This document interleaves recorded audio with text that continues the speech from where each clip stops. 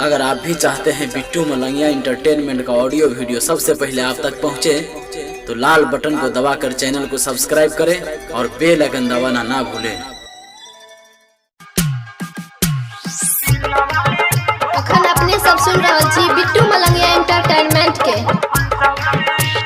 ज्ञान के देवी छै सरस्वती मैया, ज्ञान के देवी छै सरस्वती मैया, लेकिन हमारा गाँव बीना वाली हो हंसा वाली, बीना वाली हो हंसा वाली, बीना वाली हो हंसा वाली माँ, बीना वाली हो हंसा वाली।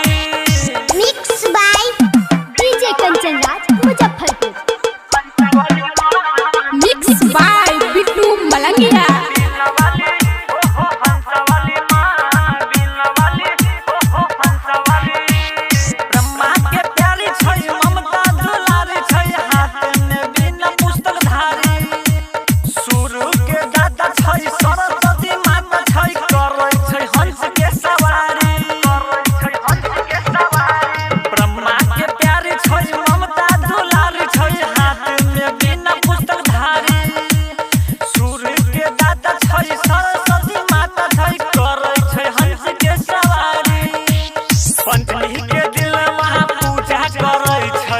पंचमी के दिल में पूजा करे छै, लेके सब नाम बीना वाली हो हंसा वाली, बीना वाली हो हंसा वाली, बीना वाली हो हंसा वाली माँ, बीना वाली हो हंसा वाली।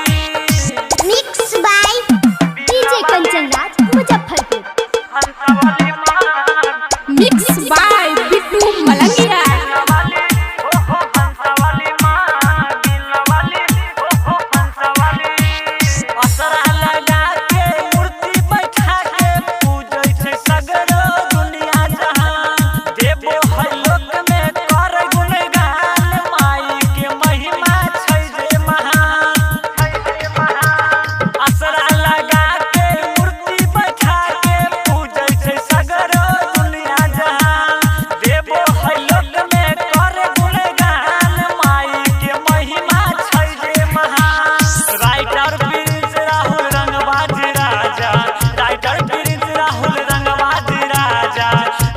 मैया के नाम बीना वाली हो हंसा वाली, बीना वाली हो हंसा वाली, बीना वाली हो हंसा वाली माँ, बीना वाली हो हंसा वाली।